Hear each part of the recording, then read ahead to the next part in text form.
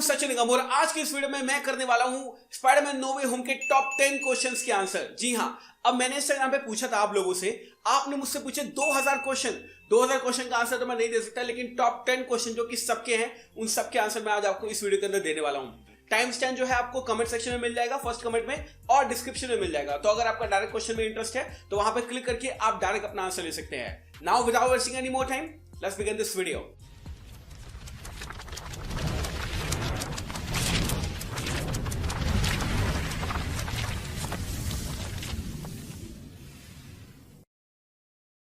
सबसे पहला क्वेश्चन जो मेरे पास आया है, जो कि बहुत ज्यादा अच्छा है, बात करनी चाहिए इसके बारे में, वो है कि क्या अवेंजर इंक्लूडिंग डॉक्टर स्ट्रेंज और सारे के सारे लोग जो हैं वो पीटर पार्कर के बारे में भूल चुके हैं? तो आंसर है हाँ। हमने देखा मूवी के एंड में जब डॉक्टर स्ट्रेंज जो है अपना स्पेल करने वाला होता है ना, तब वो खुद बोलता है नाइस नोइंग यू स्पाइडरमैन या फिर nice knowing you Peter Parker. इसका मतलब है कि डॉक्टर स्ट्रेंज समेत सारे के सारे एवेंजर्स, कोई भी हो जिसको पीटर पार्कर की आइडेंटिटी के बारे में पता था कि वो स्पाइडरमैन है, वो सब अब ये बात भूल चुके हैं।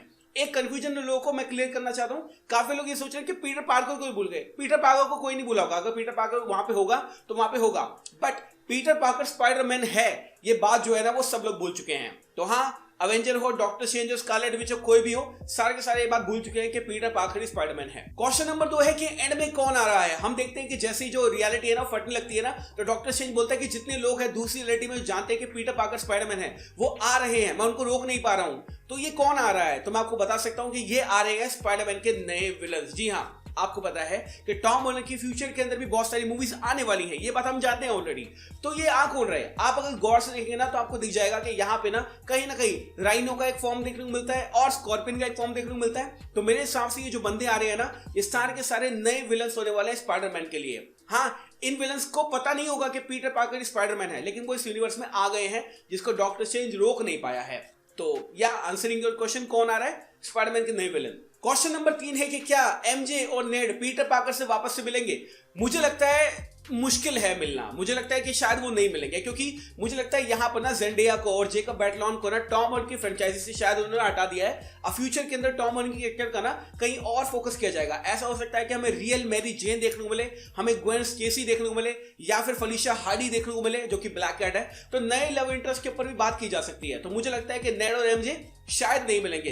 बाय द वे, मैं चाहता हूं कि वो मिले उनसे, बट मुझे लगता है कि उनका सफर यहीं तक का था। तो अगर आपका ये क्वेश्चन था कि वो फ्यूचर में मिलेंगे या नहीं मिलेंगे, तो मुझे लगता है कि वो नहीं मिलेंगे। बाकी मार्वल और सोनी को ज्यादा पता है। क्वेश्चन नंबर 4 है कि क्या टोबी, एंड्रू और हमारा टॉम हॉलैंड वापस से मिलेंगे कभी? तो इस क्वेश्चन का मैंने फुल फ्लेज आंसर दिया है, पूरी वीडियोस के ऊपर बनाई है, जिसमें मैंने आपको वो सारी पॉसिबिलिटीज बताई हैं जहां पर टोबी, टॉम और एंड्रू देखने को मिल सकते हैं। और हाँ, अगर शॉर्ट में बताऊं तो देखने को मिलेंगे साथ में, do not worry about it. तो ये रही वीडियो, क्लिक करो यहां पर देखो जाके, आपके पूरे क्वेश्चन का डिटेल में मैंने आंसर दिया है। अगला क्वेश्चन है जो कि बहुत ज्यादा कंफ्यूजन पैदा करता है, जो कि सच में मुझे भी लग रहा था कि यार सच में ऐसा कैसे हो सकता है। बात यह है कि हम देखते हैं कि इलेक्ट्रो जो है वो इस यूनिवर्स में आ जाता है, बट हमने कभी नहीं देखा कि इलेक्ट्रो को पता चल जाता है कि पीटर पार्कर स्पाइडरमैन है। तो वो आया कैसे? काफी लोगों का एक क्वेश्चन है। अब मैं इसका आंसर आपको देता हूं। फर्स्ट ऑफ ऑल, हमने देखा कि मूवी के दौरान ना जब हमारे एंड्रू गारफील्ड का पीटर पार्कर जो है वो हमारे एक तरह से जाता है जेमी फॉक्स के पास में, तो बोलता है मुझे लगा था तुम ब्लैक स्पाइडरमैन हो। यानी उस मोमेंट से पहले भी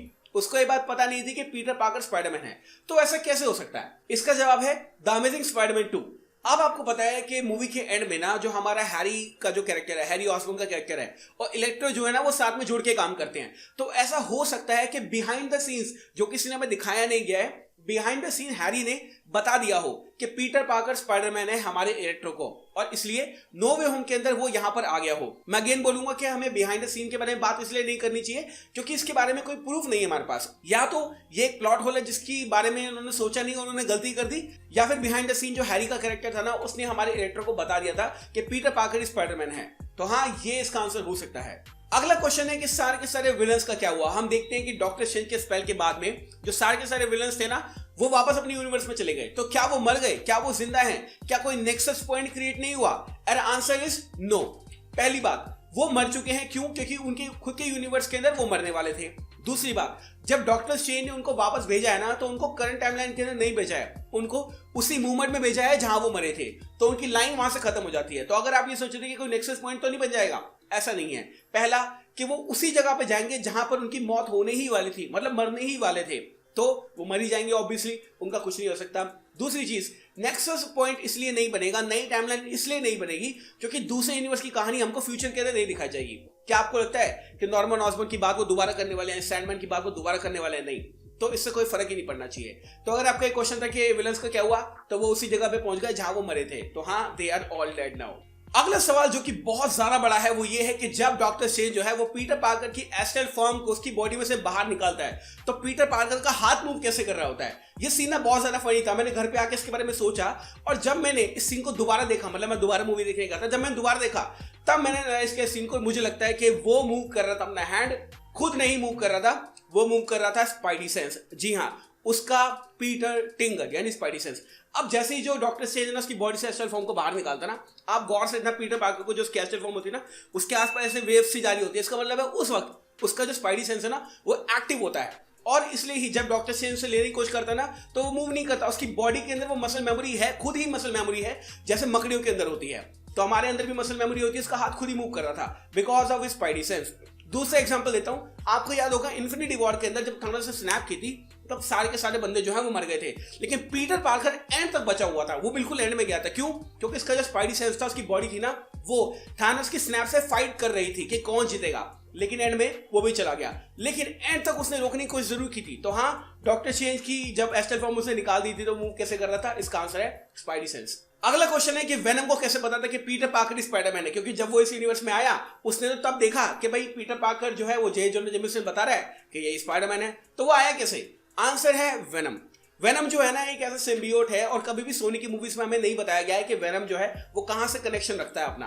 वेनम जो है एक हाई माइंड का सिम्बियोट है, और हाई माइंड को ना पूरी यूनिवर्स की नॉलेज होती है। तो हाँ, इसका आंसर सिंपल शब्दों में ये है कि चाहे Tom Hardy character Eddie Brock को ना पता हो, लेकिन वेनम को कहीं ना कहीं पता था इसके बारे में कि पीटर पार्कर स्पाइडरमैन है। आपको याद होगा स्पाइडरमैन 3 के अंदर जब टोबी मैguire वाली जब वेनम आया था, तो हो सकता है वो वेनम और ये वेनम सिमिलर वेनम हो, सिमिलर तरीके से आए हो, सिमिलर सिम्बियोट का पार्ट हो, इसलिए वो उसको जानता है। मेरे को तो यही लगता है आंसर इसका। बाकी अगर आपको लगता है मैं गलत हूं तो कमेंट सेक्शन में बताना जरूर। उसके बाद है टॉम हॉलैंड की नेक्स्ट मूवी। जी हाँ, नई मूवी कब देखने को मिलेगी टॉम हॉलैंड की? आप ये बात जानते हैं कि नो वे होम के एंड में ना उसने अपना नया सूट बनाया और पुलिस का वो अपना रेडी लेकर अपने काम पे निकल गया। अब यहाँ पे अगर आप गौर से देखोगे ना तो आपको एक चीज समझ में आएगी कि पीटर ने ना अपनी शुरुआत दोबारा की है। शुरुआत के अंदर सब लोग जानते थे और बहुत कुछ अच्छा हो रहा था, एवेंजर्स का पार्ट था, वो दुनिया से लड़ा, थानोस से लड़ा, बहुत कुछ किया, लेकिन अब again he has become the friendly neighbourhood Spiderman. अब उसके पास कुछ भी नहीं है, बेचारा रेंट देगा, शायद मिस्टर डिकोविच को दे, आई डोंट नो। वहां पे रेंट देने के बाद में वो बनने वाला है अगेन स्पाइडरमैन। ये जो कहानी है ना एक PS4 के स्पाइडरमैन की तरह सेट की गई है कि वो अकेला रहता है, पुलिस रेडी है उसके पास में और वो अपने कामों पे निकलता है। तो मुझे लगता है अगली स्पाइडरमैन की मूवी जो आने वाली है ना वो आएगी 2023 या फिर 2024 के अंदर, क्योंकि ऑब्वियसली ये जो कहानी है ना ये हर 2 साल में एक मूवी निकालते हैं। तो मुझे लगता है 2022 के एंड में ना आपको एक और अनाउंसमेंट देखने को मिल सकती है स्पाइडरमैन की नई मूवी की। और मुझे लगता है होम वाला जो टाइटल होगा ना उसको हटाने वाले हैं। तो हाँ, अगर आप टॉम हॉलैंड के फैन हो तो आपके लिए अच्छी बात है कि उसकी मूवीज अभी आने वाली है, do not worry about it. तो हाँ, नई मूवी आएगी 2023 में या फिर 24 में, याद रखना।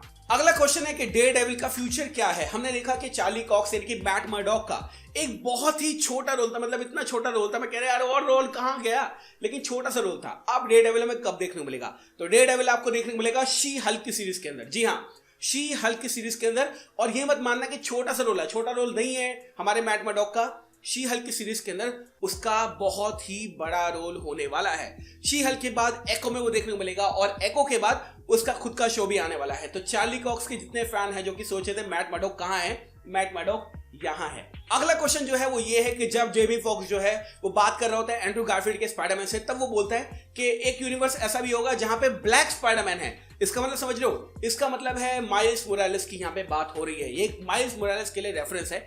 और मुझे लगता है फ्यूचर के अंदर मतलब अभी मैं कंफर्म नहीं कर सकता, मुझे खुद नहीं पता यार मैं कैसे कंफर्म कर दूं।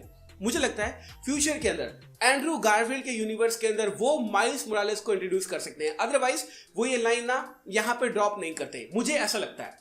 अब कहने को तो एमसीयू के अंदर भी हमारा माइल्स मोरालेस एग्जिस्ट करता है। स्पाइडरमैन होमकमिंग के अंदर एक डिलीटेड सीन था जहां पे हमारा प्राउलर जो है वो अपने माइल्स से बात करता है। Yeah, sorry, Miles. I'm not gonna make it.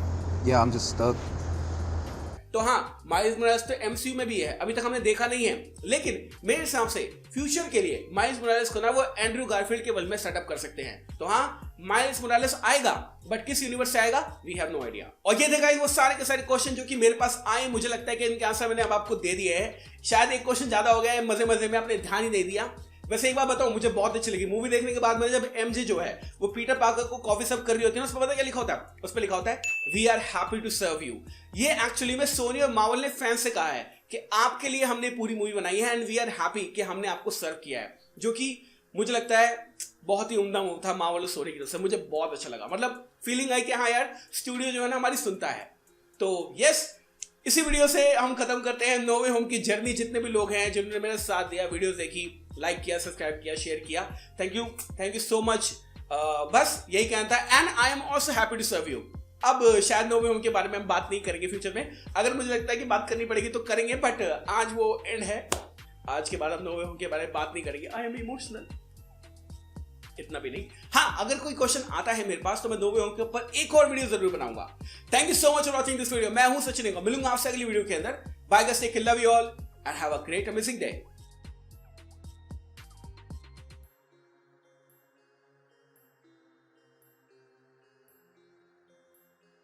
We get sap on the truck.